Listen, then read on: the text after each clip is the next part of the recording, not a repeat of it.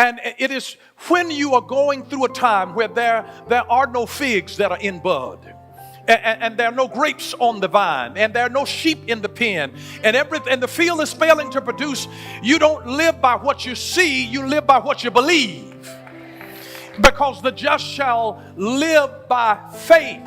They shall live by faith. That's why he said that even though everything is not producing in my life, nothing is producing, nothing is working in my life, he says, yet I will rejoice in the Lord.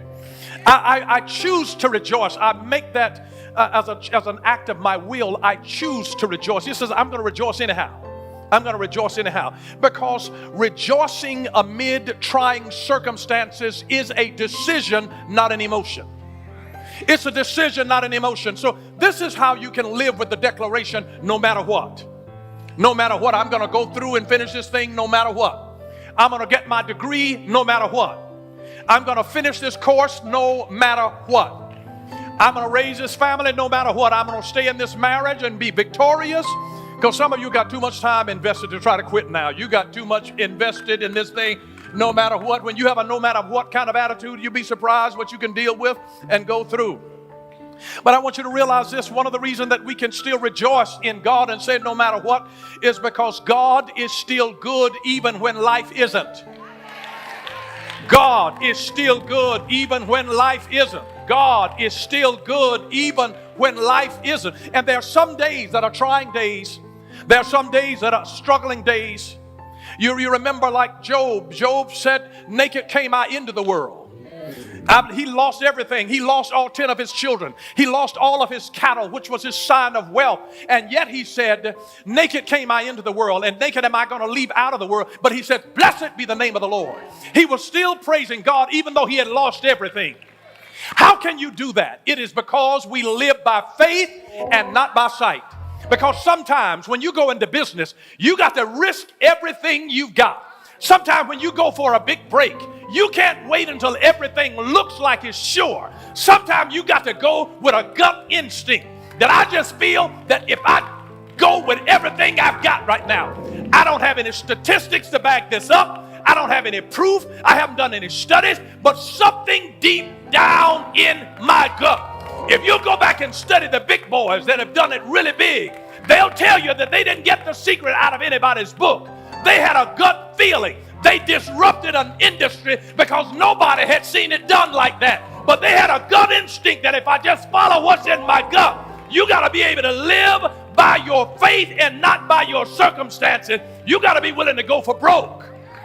You got to, when you get down to nothing, you got to say, God is good even when life isn't.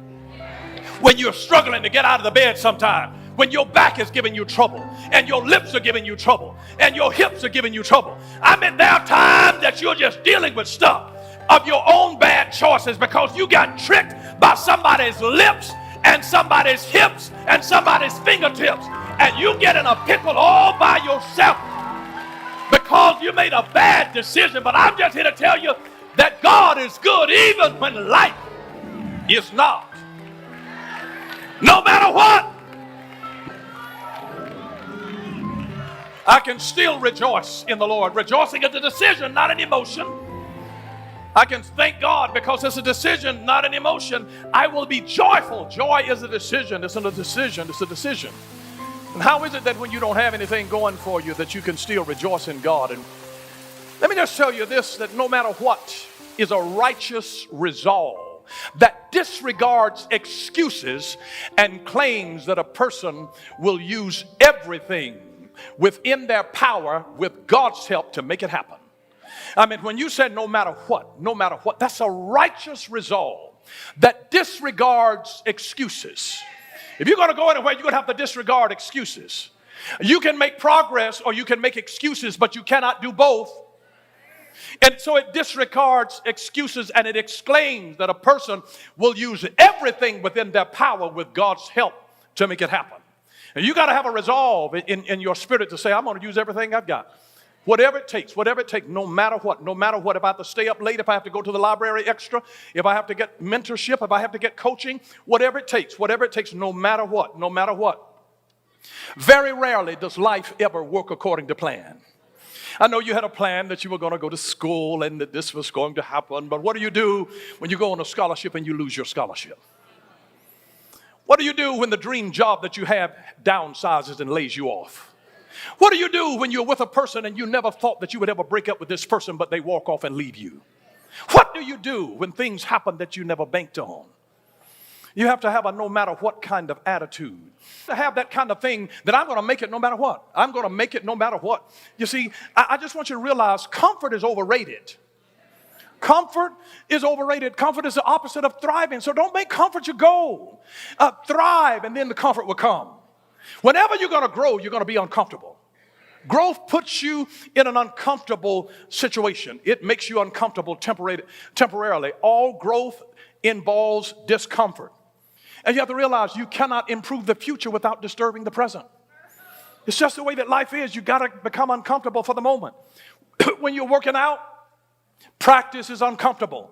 It is laborious. You don't feel like doing it. But you got to do this. The more sweat that is lost in practice, the less blood that's lost in battle. You got to do the work. You got to do the work no matter what, no matter what, no matter what, no matter what. You got to be convinced in your soul that I'm going to do this. Sometimes a person's enemies are the folks of their own household because they know you too well. And they want to limit you according to your flesh and according to your history. You don't ever base destiny on history because God's able to disrupt the foolishness in your family. You ought to make a righteous resolve and say, you know what, even though nobody else has been able to do it in my family up until now. Plot twist. You ought to have a resolve that I'm getting ready to disrupt this thing. They need to see something a little differently. Maybe they haven't seen it before. But I'm going to stop all of this craziness. I'm going to draw a line right now. Maybe nobody else has finished college, but I'm going to finish. Nobody else has been able to stay, in a marriage, but I'm going to stay. I mean, you have to make a godly resolve in your life that, listen, this is a new day now. God's going to do something with me that I hadn't seen before. And this is not my destiny. And one reason that it can make it where you don't stop where you are, that God has already shown you something beyond that. So that when things would want to pull you back, that you have to be driven by your dream instead of led by your fears. And so he brings us into a place that even though it hasn't happened yet, and I'm waiting on it to happen no matter what, no matter how long it takes, because you inherit the promise through faith and patience. Faith and patience. Faith and patience. Maybe you don't get it on the first time. Very rarely do you get it on the first time or the second time or the third time or the fourth time or the fifth time. But you have to keep on. You're developing something. Each time you're learning something. Each time you're building strength. Strength is built through resistance. Strength is built through resistance. And then while you're in practice and resistance is coming against you, and there you are complaining against the process. It is the process that builds you for progress. And that's why you have to take your time and say, God, I don't understand what you're doing right now, but I trust you. I trust you, and I'm going to do this. I'm going to finish this no matter what.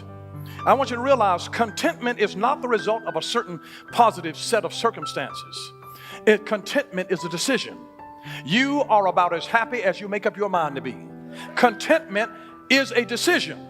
Contentment is a decision. It is not a certain set of positive circumstances. People think that if I get this job, if I get this degree, if I finish this, if I do that, if she says yes, if he says yes to me, then I'll be happy. Then I'll be content. No. Paul said, I learned contentment. I had to learn it. It's not based on circumstances. It's based on the positioning of your learning, how you determine it to be. It's a decision, not an emotion. It's a decision.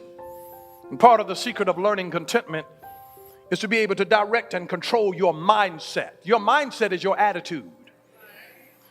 And you know what? Whatever kind of attitude that you carry determines the kind of people that you attract.